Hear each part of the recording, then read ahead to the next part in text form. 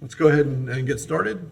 And welcome y'all. I owe a couple of y'all phone calls, but I'll catch you on the way out. It'll be even easier. Thank you, Commissioner Chestnut, for calling this. Go ahead. Well, good morning. Good morning, all. I've wanted to have an opportunity just to have a kind of dialogue about Tallahassee, so we could have some questions and answers, and to sort of talk about some strategies, if you will, or where we want to go.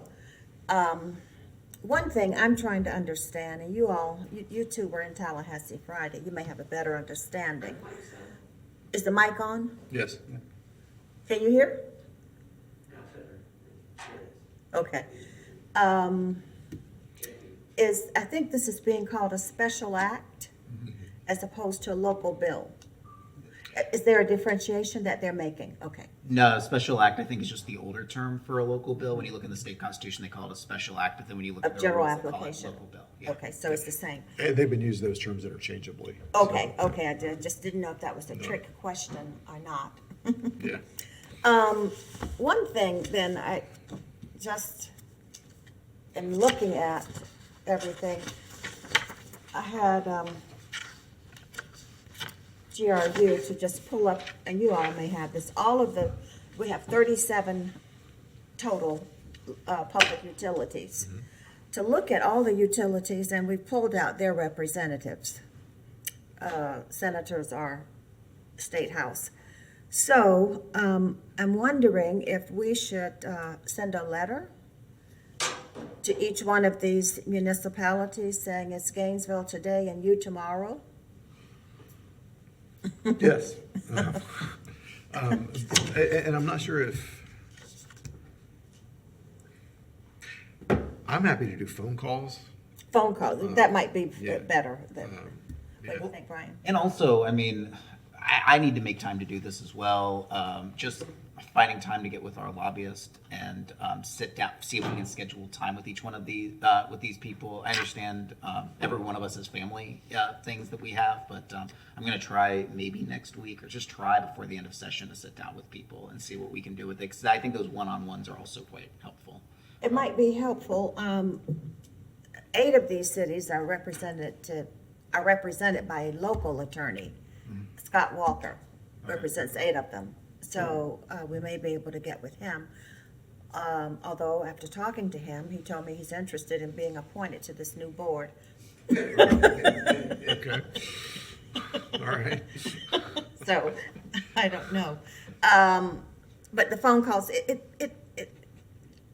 perhaps we should see if our lobbyists can come down here to meet with us. Thank you so much. Okay, can come down here to meet with us instead of us trying to go up there. So he will. What do you think? He told me he's going to be in and out of our meeting this afternoon.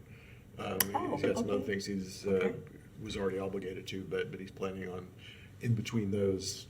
Okay. Paying attention to our GPC. All right. Because we do have an agenda item similar to this. I noticed. So will that be Ryan Matthews or Dean Cannon? Okay. Yeah, it'll be Ryan. Okay. It'd be great if we could get the managing partner Sure onto would. it. Mm-hmm. Of course, we've worked with Ryan for a long time. I mean, he's been with us since that was People's. Oh, Peoples was there when I was in the legislature. Right. But now that they are part of a much larger organization, that same organization represents other folks as well. Oh, I know, I understand that. And that's, it's not concerning to me, but it is definitely in the back of my mind every time we do this. And I trust Ryan Matthews' ethics. I absolutely do. Mm-hmm. But we're not writing the biggest check in that relationship. So that's true. Just to be blatant about it. That's true. Well, I'm thinking that in order to prepare for this bill, we're not going to roll over and play dead. Right. And that we want to be prepared to fight.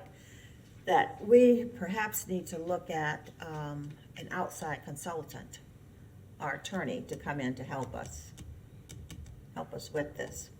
I want to throw that out for some thought. I think the problem with all of this stuff is there's a reason that the Florida Constitution asks for 30 days for a local bill to be considered by the local delegation before it is filed on the first day of session so that it can go through the committee meeting, so that it can go through the legislature.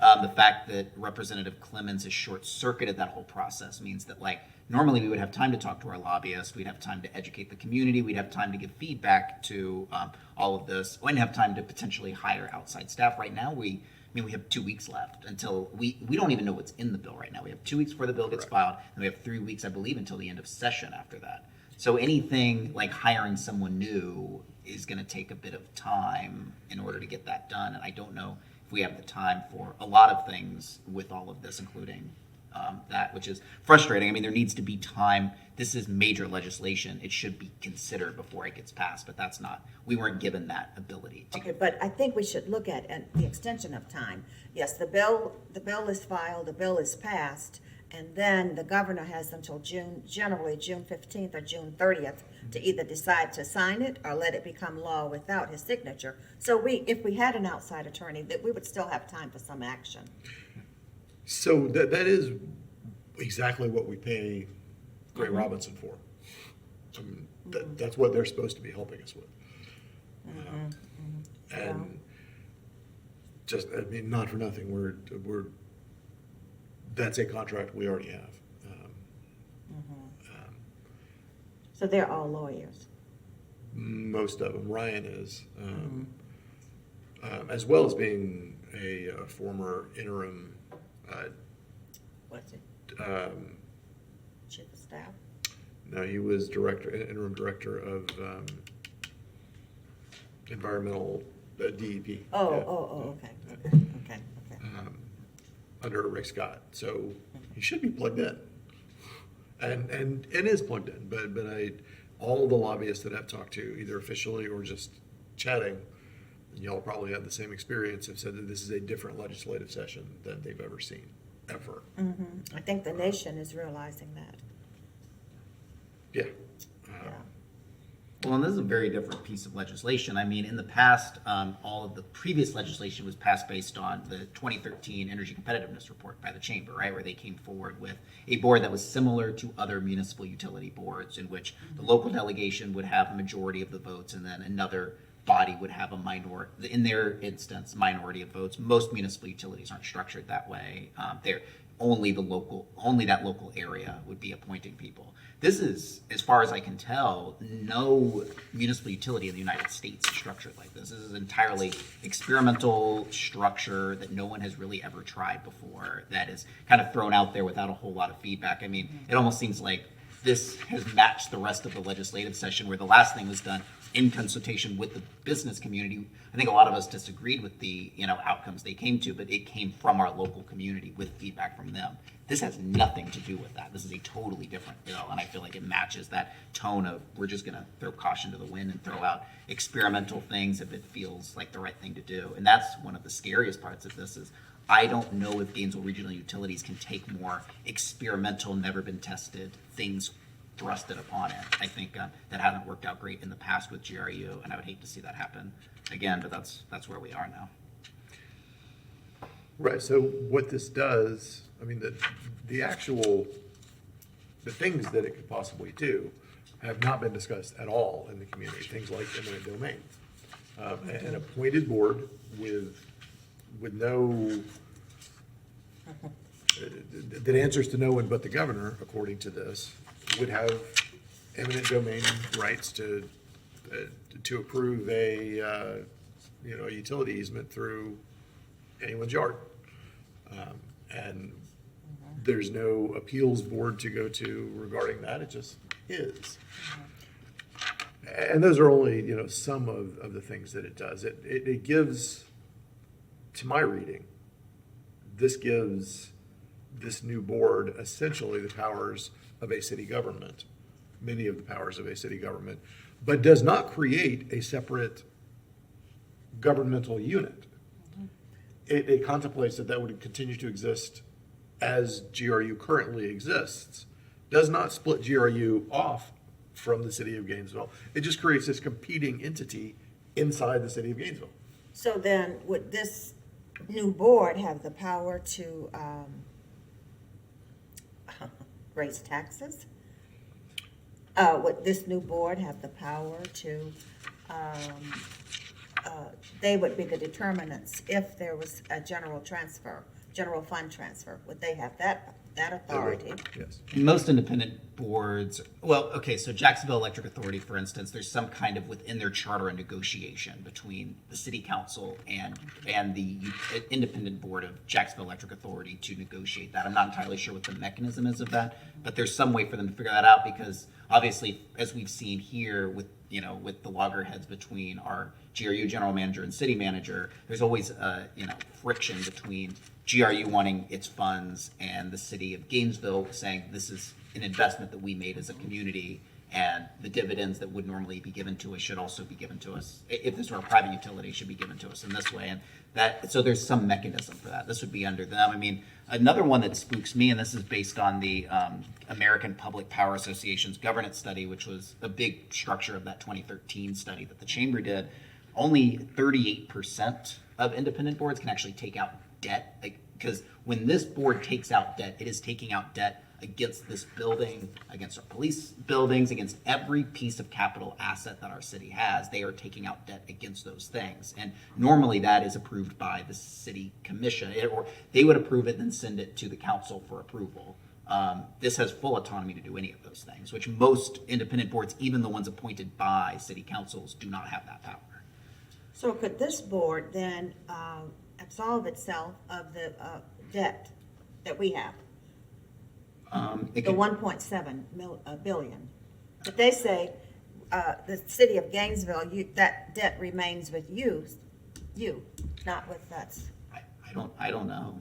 That's not answered. It's not answered. I mean, I think a court would say no, but Well, they might say it, and then there will be damage in the interim. I mean, even just bringing that up would have, I mean, we have $1.7 billion in debt. It's not a joke. And so any talk of debt and how you deal with it is going to have an impact on our bond ratings, which will then add compounding interest. And when you add compounding interest to $1.7 billion in debt, you're now spending a lot of money on things that are not going back into the utility, or not going back into our local community. It's just paying bondholders a little bit more. And so I'm really spooked about what this is going to do to that, because ratings agencies and bondholders they want stability, and this is not where we are right now, and that is scary as well. Well, again, that's why I'm going to some council or someone to help us get something in the bill that addresses some of the questions that are open here. So one of the problems that we run into with this timeline is we can't direct, the city commission can't direct our council through whichever charter they might be hired through to go do, the city commission can direct that. Right. But we as individuals can't direct that.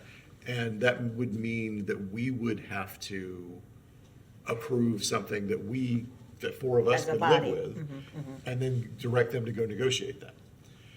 Which, it's very clearly, the system works against that. Particularly since there's less than a full legislative session to work with at this point. Which means that a whole bunch of people are out there trying to negotiate things that they individually see as a better option that may or may not be a better option. Which is why the Constitution requires 30 days prior to the start of the session for this sort of thing. Well, the other thing, and I'd like to open it up to the audience if you have questions or comments,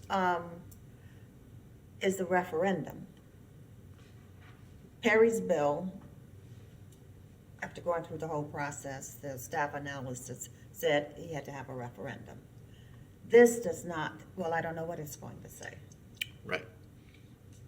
I mean, so I read through the staff analysis as well. I don't see that it said that that he has required a referendum in the way he wrote the language. But it looks as though they can waive that referendum language if they so fit. That's essentially how we got, from what I've heard from people that were around at that time, how we got the GRU general manager as its own charter officer was just legislative fiat in 1988 or 1990, where it was just the legislature just passed it, GRU general manager became its own charter officer, and so that's how it is now. That also did not go to a referendum. Now, that was a smaller change. That was a charter amendment. That was a charter amendment, and so they have the right to do that. They have the right to do that. Though if they do that, they then waive that 30-day notice. So if you don't do that 30-day notice, you have to make it a referendum. But it seems as though they found some kind of loophole in the rules for this one, where they don't have to do the referendum and they don't have to give the notice.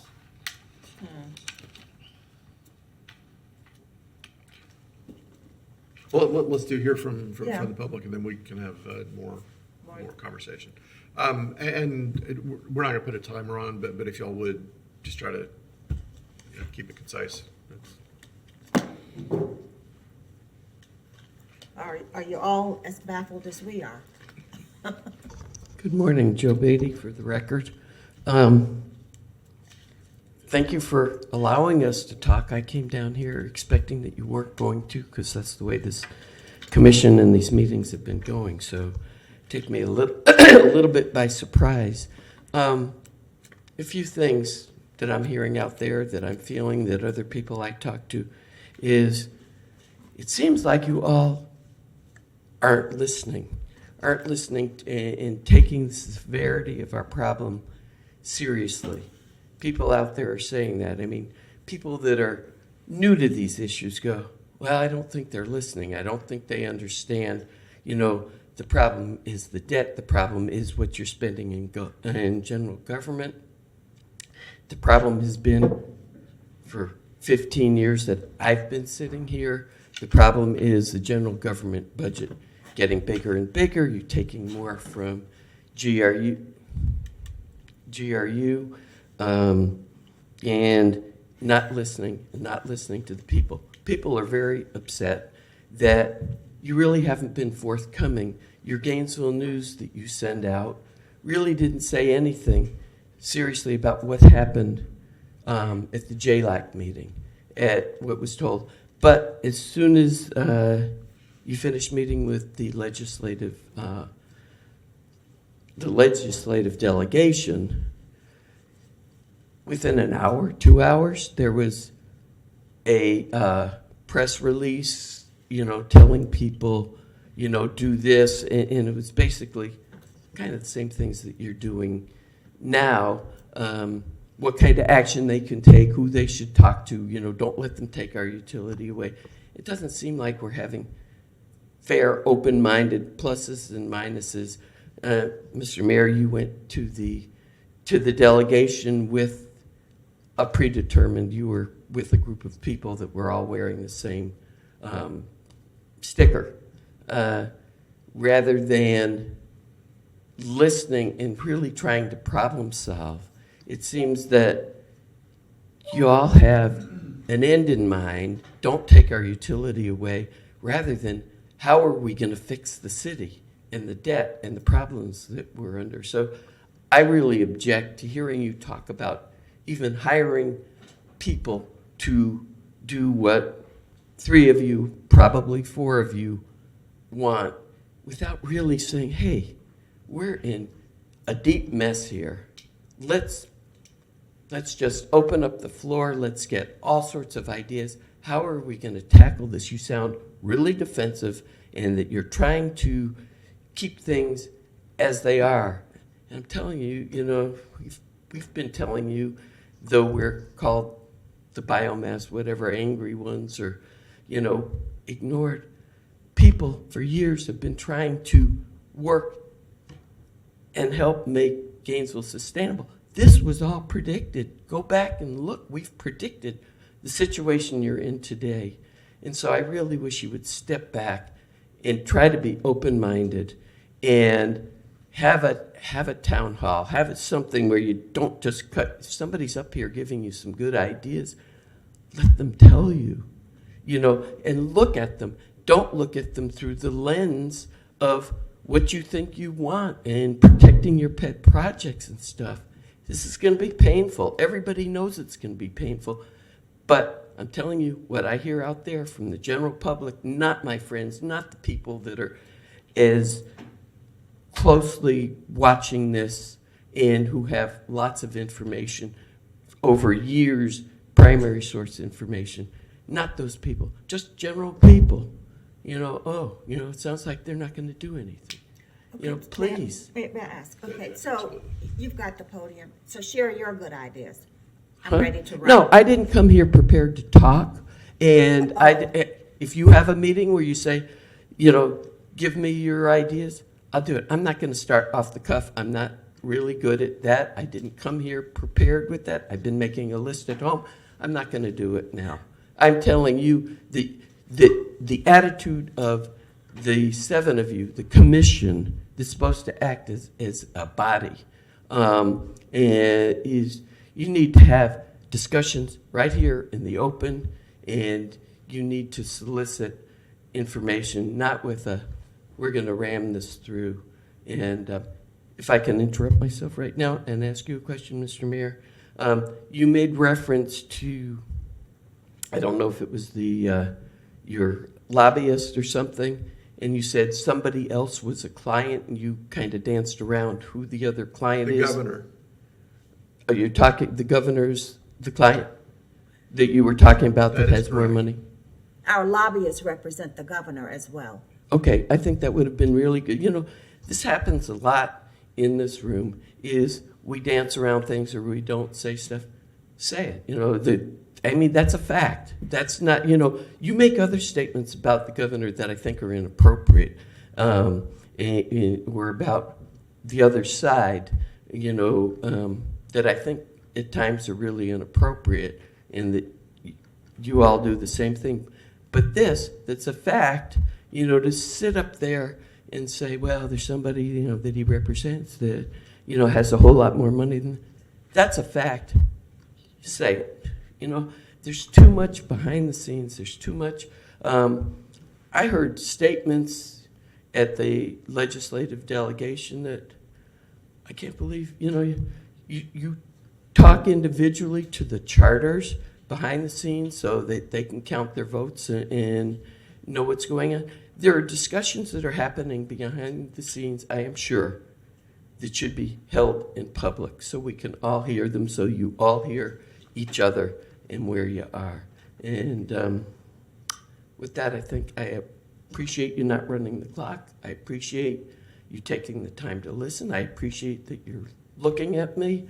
This is all a good sign, and I hope it continues, and I hope you open this up more to the public, and with this, talk to us, help us solve this problem, because the public wants to. The public isn't against you, but when I see things that are so defensive and people feel cut out. So keep doing this. Thank you. So I want to make a couple of things really clear. The effort from the city of Gainesville, both GRU on one side of the ledger and general government on the other, since 2019 on the joint legislative audit has been enormous. The work that has gone into that has been enormous. Since the JLAG meeting back in February, the staff on both GRU and general government have been working assiduously, insane hours, trying to figure out exactly how we're going to meet what is very clearly going to be a large gap in the general government budget. It is, in my opinion, irresponsible for any of us or us as a body to go talk to people to talk about how we're going to cut things in the budget without knowing what those things are. That, in my opinion, is fear-mongering. And that's not what we need to be doing. We have a government to run here. That's what we were elected to do. That's our job. And I think it would be irresponsible for us not to hear from the considered opinion of the people that we have hired to run the finance operations and the rest of the operations for our city. And that's what we're giving them time to do as they prepare for the next budget. We will be responding very publicly and through workshops. We're already doing that, public workshops and this, to JLAC. We're keeping them in the loop as we go. And I don't think anybody is not taking this seriously. What we're not doing is running around telling everybody that bad things are coming from the budget. We're solving the problems. Our staff is solving the problems so that they can bring alternatives to the commission very publicly to choose between. They're running, our charter officers are running an organization of about 2,400 workers that provide services to 145,000 people who own these things, and another 100,000 or so people who interact with our city on a daily basis. We're not going to make snap decisions and bold pronouncements about things that are being cut and burdens that are being added. We're going to know what we're talking about as we move that forward. And you, I'm sure, would not like us to do that, to go around making bold pronouncements about making cuts and things. You would not like that. So what we're doing is having staff create the options to give us very real world expectations of what this can look like for us to choose between. And as always, we will do that as we have done since the beginning of this city, have public meetings to adopt those budgets as we move forward. I don't think the community is helped by any of us individually or as a group going around saying that it's going to be awful. We're going to have to cut a bunch of stuff. That may be true, but without being specific and helping people walk through it and understand it,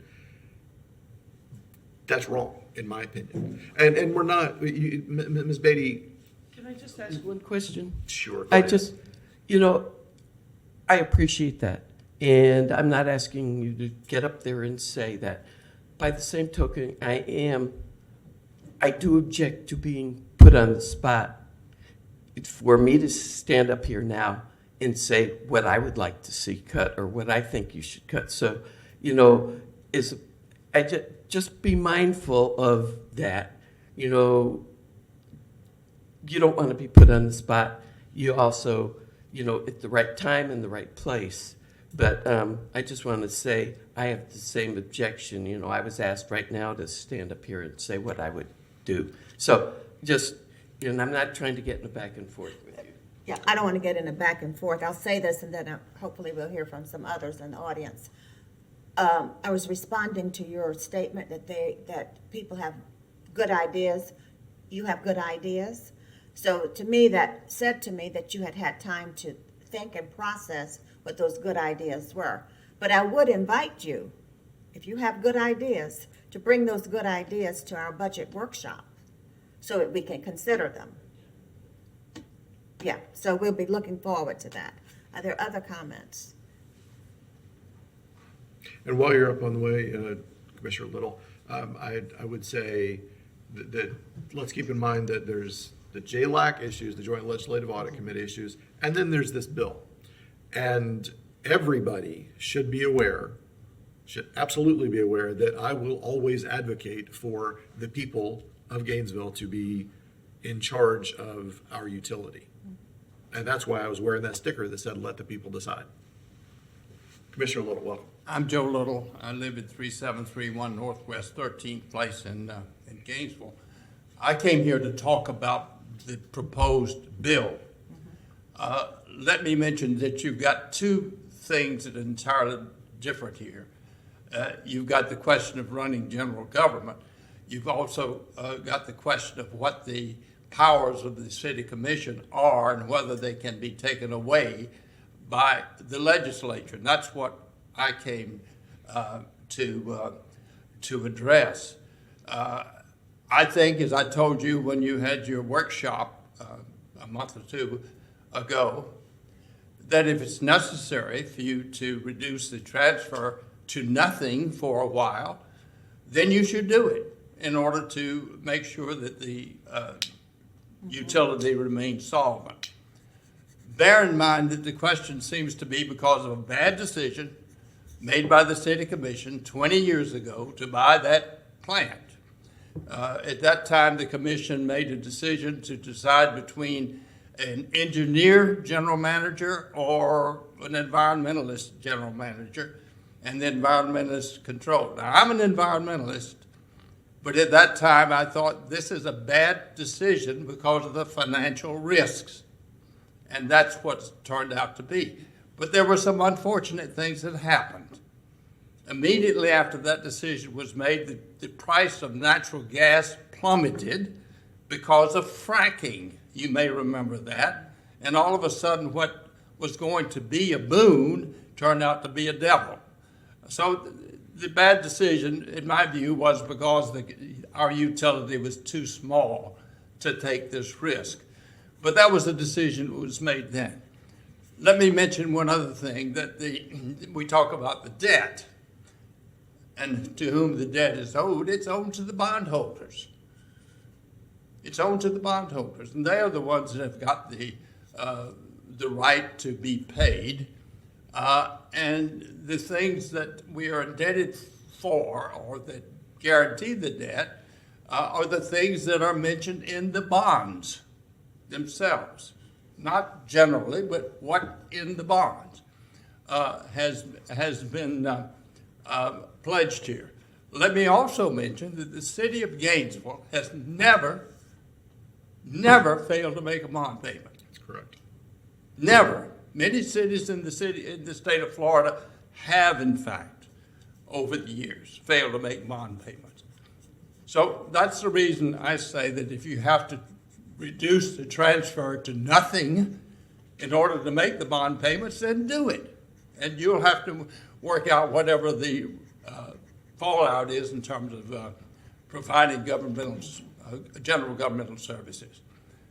Now, in terms of this bill, and I've only seen what's been provided to you so far, I think there are severe constitutional defects. And I agree with Commissioner Chestnut. I think you ought to employ good lawyers to begin preparing an attack on the bill. I don't know, it's going to get passed, apparently. Mm-hmm. And so the question is, are you ready to attack it? And I think there are numerous bases to attack such a bill as I have seen. I don't want to go into them at the moment, but I think there are. So I am here to say I do think the city ought to gear up to protect itself. It always has in the past geared up to protect itself against matters that unconstitutionally affect the powers of the city of Gainesville. Let me mention one other thing in terms of the nature of the problem here. Even if this were a good idea, what is it that this new board would do that the city commission won't do or can't do? This new board cannot run the general government of the city commission. So all it can do is to do what I suggested that you may be prepared to do anyway, and that is to say we're not going to give you a transfer. So far as I know, there's no important criticism of the way the utility of the city of Gainesville is run. Everything I hear is it's a well-run utility. So what do you need a new board for? In my view, and again, this is suspicion, I guess, or conspiracy theory and whatnot, this is somebody's stage on the way to try to take away the utility from the city of Gainesville. Has nothing to do beyond that. And why, I don't know. But I would say you want to keep those two things separate, the notion of the utility in the city. As you do, however, remember that the utility belongs to the city of Gainesville and to its citizens. Belongs to the city of Gainesville and to its citizens in a proprietary, not a governmental, in a proprietary capacity. If in fact you try to take that away, there are serious federal constitutional questions, in my view, in addition to constitutional questions under the Florida Constitution. So, in summary, members of the commission, I would agree with the proposal that's been made by Commissioner Chestnut, that you employ good lawyers to begin representing you right away with the notion that we will attack a bill that we think there's a good basis for determining to be unconstitutional. And that's what I've got to say. Thank you, sir. Appreciate you. Thank you. So I will tell you that the language that I heard surrounding the JLAC meeting and the language that I heard surrounding last week's local delegation meeting regarding the eventual sale of the utility were very different. That JLAC meeting was surrounded by legislators telling me face to face, not only should you sell this utility, but you should sell it to FPL. That was direct language. In public and behind closed doors. Some of that, most of that, got blunted in between those meetings. And in the weeks between those meetings, there was a difference in rhetoric. There were also at least one article in a national publication that pointed out that this could be an eventual result a day or two prior to the local delegation meeting on Friday. Now, I don't know if that had anything to do with it, but I don't know. But yes, you're absolutely correct that there are folks who would benefit from a sale of our utility, and those people are not the people of Gainesville, in my opinion. Now,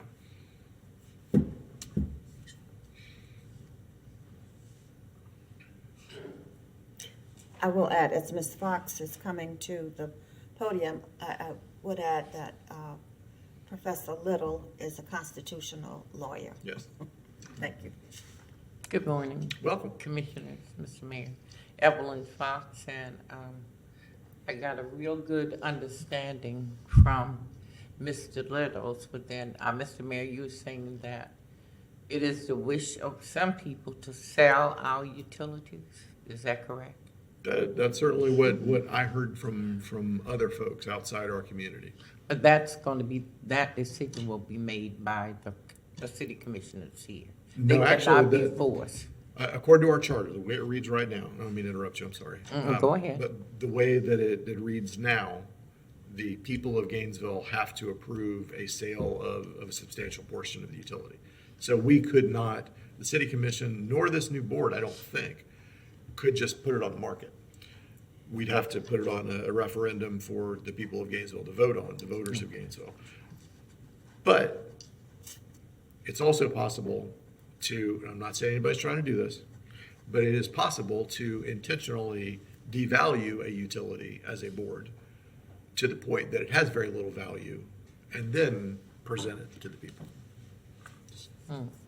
Well, I too agree with Professor Littles and Commissioner Chestnut.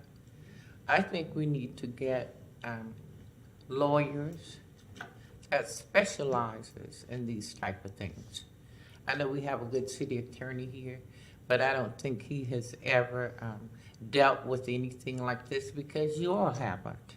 You know, where someone's trying to force your hand into selling our utilities. So I would strongly recommend that, because this is serious. This is serious when you have people who wanting to do this. And I spoke with Representative Henson, and I'm going to ask Commissioner Chestnut if you would give her a call today, because she talked about something else that she was trying to do with the other delegations from our area. And see, I don't want to talk what we talked about. I would rather you hear from her directly. But, you know, the NAACP, we did send a letter saying that we did not support the bill at all. But then there's a supermajority up there, and they're going to do what they want to do. So I think we need to get specialized lawyers, a specialized team to help us to get through this trying time. I really do think so, because I don't think anybody would want our utility company sell to someone else other than, I mean, we own it. Although it's not been nice to us all the time, people will agree to that. Especially me when I get my utility bill. But I still think it should be left up to the citizens of Gainesville to decide if this is something they would want to do. And I don't think if it comes to a referendum, I don't think it'll go anywhere. So please do whatever you can. If it takes specialty attorneys or whatever, please do that, because we've never been through this before, I don't think, in the history of Gainesville. Thank you. Thank you. May I make a Sure. couple of subsidiary remarks? I agree with Ms. Fox, of course. In terms of selling the utility, and again, this is off the charts maybe, to somebody like FPL. FPL is interested in the electricity. It's not interested in the sewer and the water and the internet and those other things. And as you, I'm sure, know, the ability to fund those other things has always been augmented by the carrying capacity of the electrical system. So if the electrical system were to disappear, most likely the prices of the other things would have to go up. I just mentioned that. That's a side issue, but I do want to mention that. And there's one other thing that I wanted to say. But when you get old, you forget what it is you want to say. And at the moment, I'm kind of hitched on what that second thing is. Thank you. Well, We're gonna be here for a little while, so. we have the same problem. Mr. Mayor, members of the commission, I'm Aaron Green. I live at 622 Northwest Fifth Avenue in the city. I just want to second everything that Mayor Little said. Mayor Little and I served on the commission together back in the day. And when I came on the commission in 1975, it was the city had just ended some litigation with Florida Power Corp. I mention that to say that Gainesville Utilities, Regional Utilities, has had a target on its back almost its entire existence. It's that there are always wolves out there wanting this multi-million-dollar utility. And during the time that Commissioner Little and I served, it was a period of great expansion of the utility. The financing, the engineering, construction of Deer Haven 2, the financing and construction of the Murphy Water Treatment Facility, the financing and construction of the Kanapaha Wastewater Treatment Plant. If you look at the list that Commissioner Chestnut provided of the 33 municipals in the state of Florida, Gainesville, Jacksonville, Lakeland, and Tallahassee considered the big four. You don't hear about discussions of Florida Power and Light, Duke Energy. And Duke Energy is a successor to Florida Power Corp that we fought off some years ago. Florida Power Corp didn't want Gainesville to be able to sell excess power on the grid. That's the litigation that was ending. At the time I came on the commission, we just had a United States Supreme Court decision allowing us to serve power on the grid. Commissioner Little can tell you about the history, because he was here when it was going on. I was here when I came on when it was ending. But you don't hear much talk about these investor-owned utilities wanting to buy Bluntstown, Bushnell, New Smyrna. You're not going to hear those kind of discussions in the back room. They're looking for a big target like Gainesville. And I do think that this could perhaps be considered a precursor of something like that down the road. And so I'd like to encourage you during the meeting and when you have your full commission seated to fight this. I think that Representative Clemens is not dealing with the city in good faith. You went up with a delegation to Tallahassee with the Joint Legislative Audit Committee, and before you could get back to Gainesville, this bill was being considered. And that's just not in good faith, I don't think, on behalf of Representative Clemens. I know you're working on a debt reduction plan for the committee. It just doesn't make sense that we have these two companion problems existing. And do what you need to do to push back on this. Thank you. Thank you, I appreciate it. And I want to, it's a good opportunity to point out a couple of other things. The last time the legislature considered a very similar bill in 2017, 2018, we had our total debt at Gainesville Regional Utilities was around $1.9 billion. Today, it's around $1.7 billion. $200 million may not sound like a lot of money to people in Tallahassee, but it does to me. I feel like we have already, through our debt defeasance policies that we've worked assiduously toward, have made an impact on that debt already. Now, that doesn't mean that we're going to, in the next 3 or 4 years, be able to reduce it another $200 million, but we're certainly working on that. We have folks working on that all the time. It is never far from any commissioner's mind, I don't think. I mean, and if it slips a little too far from our mind, we get reminded of it pretty regularly. So it is absolutely not outside the realm of things we've been working on. We've been working on since I've been on the commission. And it is extremely important to all of us that we do that. I take the opportunity to remind everyone that bills went up from 2021 to 2022 and have remained high because of the fuel adjustment charge. And that happened not because we added an enormous amount of debt, which some people would like you to think that it's a debt issue. The debt didn't change. Again, the debt was reduced over that time period. But the cost of fuel to run our natural gas operating facilities went up by 300% over the course of a year. So that increased our bills. It increased bills all over America. And you're about to see much higher bills from Duke Energy and from Florida Power and Light as the Public Service Commission has given them the go-ahead to increase their fuel adjustments as well. It just takes them longer to get there than it did us. Now, that doesn't mean those bills aren't hard. They are. I pay them too. I mean, they're hard. The beauty of being in Gainesville, one of the beauties when it comes to the utility, is that y'all can call the board members. You see us at church. You see us where we drop our children off for school. You see us at the grocery store.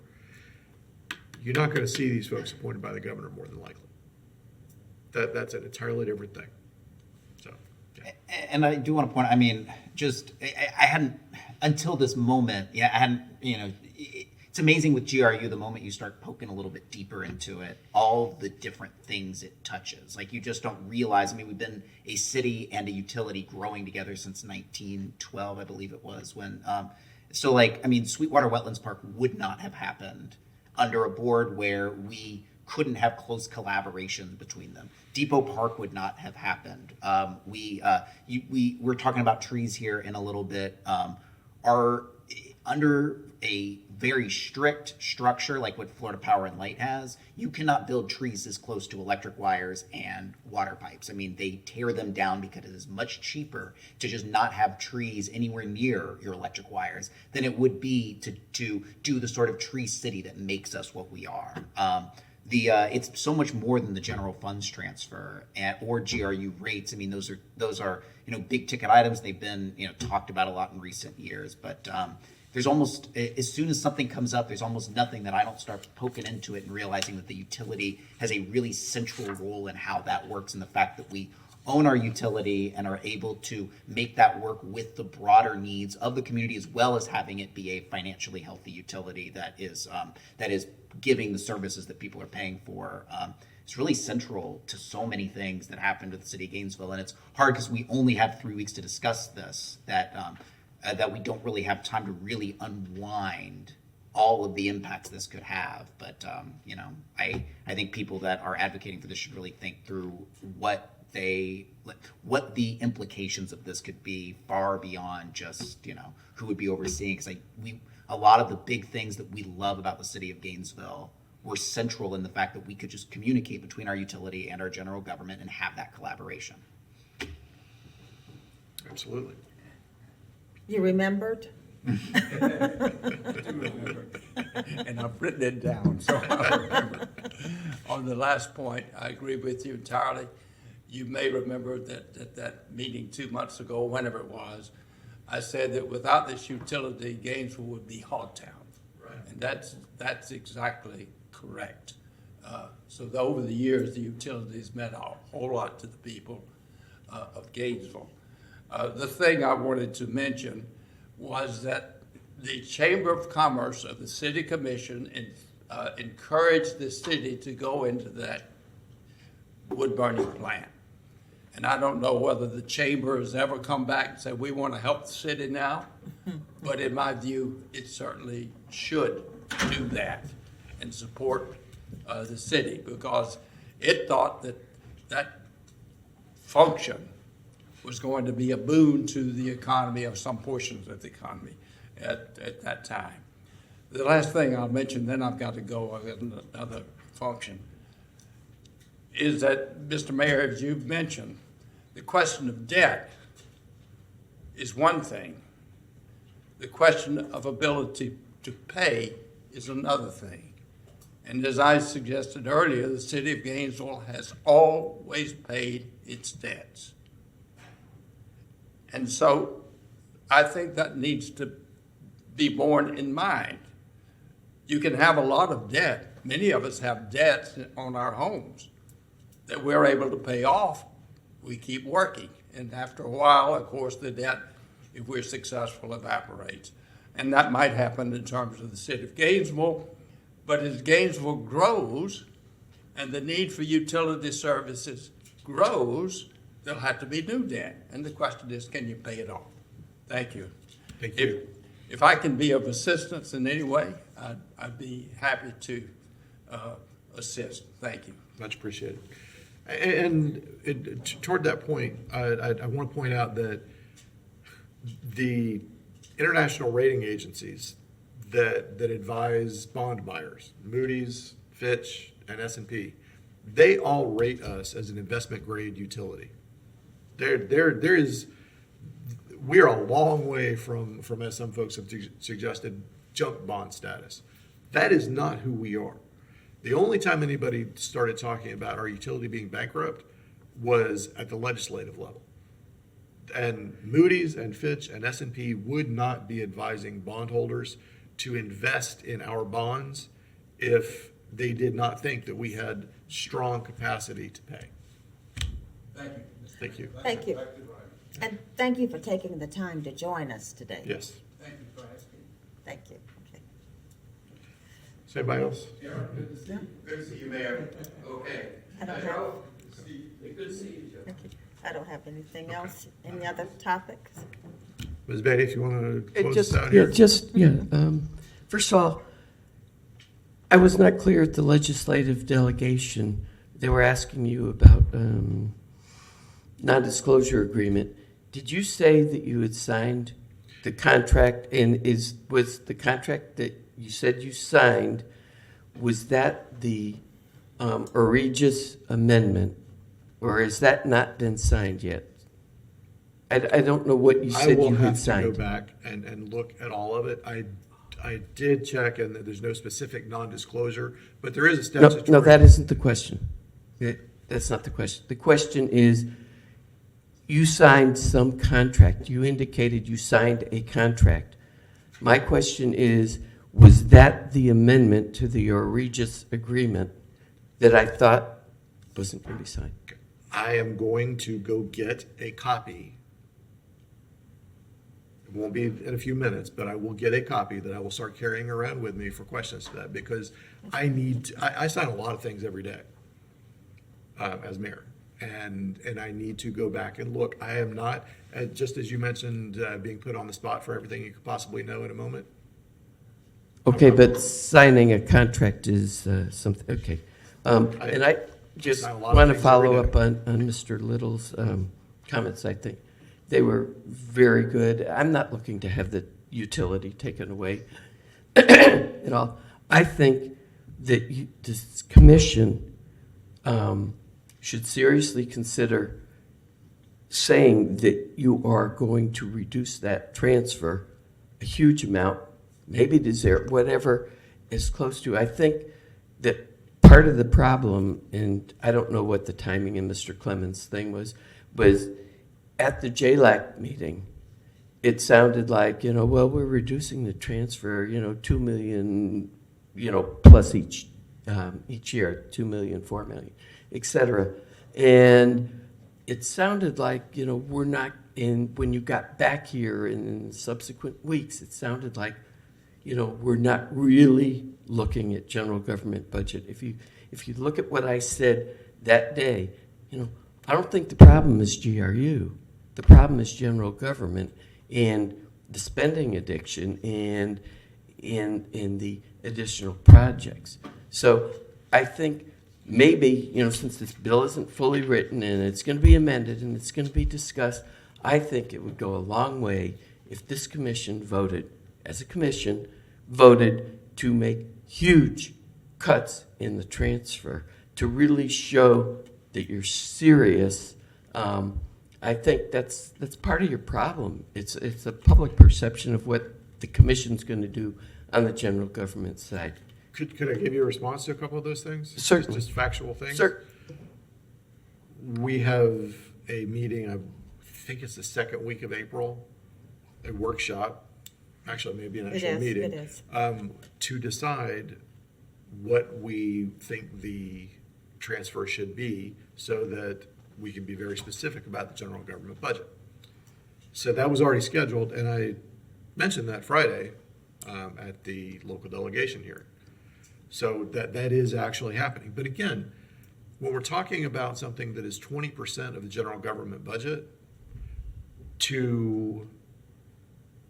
I don't know where the pronouncements would be made as individuals, nor do I think we should make those kind of pronouncements Right. to talk about cutting 20% of the general government budget without having an actual meeting with data in front of us and with recommendations from staff and choices to be made. So we don't work like the legislature does. When they pass an act, they don't interact often with the actual results of that. When we tell people we're going to cut whatever we're going to cut, people in this building and people in our community are directly affected. So we have to be very considered about how we do that. And that doesn't happen on the spur of the moment. We did have a workshop the Monday following the JLAG meeting that I believe you attended, and we were very specific that we're going to expect major cuts. The $2 million a year was a program that was endorsed by GRU staff almost 3 years ago that we have been working through. It was important to point out that we had already been reducing the transfer. It's also important to point out the transfer now, right now, today, is less than it was 10 years ago, not including inflation, just dollar for dollar. less than it was 10 years ago. So those are important points to Yeah, consider. and I just want to add, when we start talking about cutting government, while we have the employee here, you're also talking about their family. Yes. And that is very important to all of us, because when you start talking about someone's family and the impact that's going to have, it has an impact on the daycare center, an impact on the grocery store, an impact on everybody. So I think we take that very, very seriously, and we just don't want to throw something out here haphazardly. Exactly. Yeah, I think, and this is perception in the community and what I think I saw at these other meetings in Tallahassee. You came back here and you had a meeting and you scheduled these other meetings. I think you could start by, when we make cuts, kind of priority classes of things that, shows that you're not looking to go in wholesale cut positions. And there are things, I think you set some priorities for the kinds of things, the low-hanging fruit kind of things, but what your standards are, not specific programs, not naming things, but, basically what your values are as you cut. And, it's the same problem at the audit committee, when the JLAC came out. Nobody took that JLAC report like, whoa, we got this, we got to get on it now. The audit committee was meeting once every 2 months. There was no sense of urgency, and there was no sense of after the last JLAC meeting, no sense of urgency. And this is, we're going to go back and we're going to really do this fast. A workshop's coming up. You're not going to be able to take a vote at a workshop. And so if you're trying to show the state and you're trying to not have this bill go through, and I do agree, that there's probably a lot of legal things with the bill, but to get them on your side, you got to be showing that you really mean it, that you're taking it seriously and you're stepping into action now, rather than continuing on having meetings about different projects and things that really entail money. You got to go focus on the budget and where you're going to, the cuts. You've got to show a little more oomph, and not that we're just going to walk our way through it. As Commissioner Eastman said, we have a short time, and the public needs to see that too. I mean, that's the problem. Thank you. Thank you. I do appreciate the advice, and I will tell you, it's 80% of what I work on 7 days a week at this point. And it's mostly what staff is working on right now. But we are obligated to provide services to the people of this community. And we cannot step away from that obligation while we address other issues. That's just a reality. And let me say as well that I've seen a couple of folks who frankly ought to know better on social media saying that this is going to affect pensions. I very carefully went and talked to everybody involved with pensions for our organization, and I can conclusively tell you that this does not affect pensions. Does not affect pensions. And if anybody has any questions about that, I'm happy to discuss further, but that is a spurious rumor that ought to be nipped in the bud. So if you hear people talking about it, it's just not true. And the people who spread it know better. And I just want to say one final thing, and then I don't have anything else on this topic, is that when we look at budget cuts, it's not just general government, it is general government and GRU. So I don't want anyone to think that Yes. the cuts will be borne by one segment of government. In my opinion, no. Right. But I just remind you that there are core services of government that are suffering and that you really need to focus on. And then there are some of the other things that you've done, that you've added over the years that are not central to the core services, the fire, the safety, the roads, et cetera. And, you need to be cognizant of everything we do now. Some of it's frills, and just like families, you start cutting and you make sure the food's on the table and the rent is paid or the mortgage is paid and you might have to cut out dinners out at restaurants or trips or whatever. And you've got similar categories of things in the city, the core services. And we know out here that some of this stuff is going to be painful, but that some of that stuff that you consider, the business of government, you have to do. The other thing is I see things that should be borne by other governments. I see us doing things that really fit.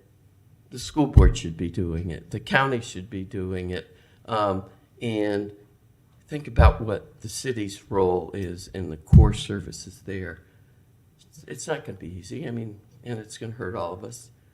I'm sorry that we've tried for all these years to keep from getting to this point. I'm sorry that we're at this point now, but I'm trying to work with everybody too. Thank you. Let's do be clear that everyone who is being served with something from the city of Gainesville or any other government believes that service in front of them is a core service. That is an absolute truth of government. And the things that are helping somebody else, well, that may not be a core service. That's just how people work. Commissioner Willits, I'm glad you're able to be here. And did you have anything you wanted to add? Or you good? Okay. All right. Thank you all for being here. I would ask that you share your thoughts with not only us, but with our legislative delegation, and regardless of what those thoughts may be. So thank you. All right. We're good.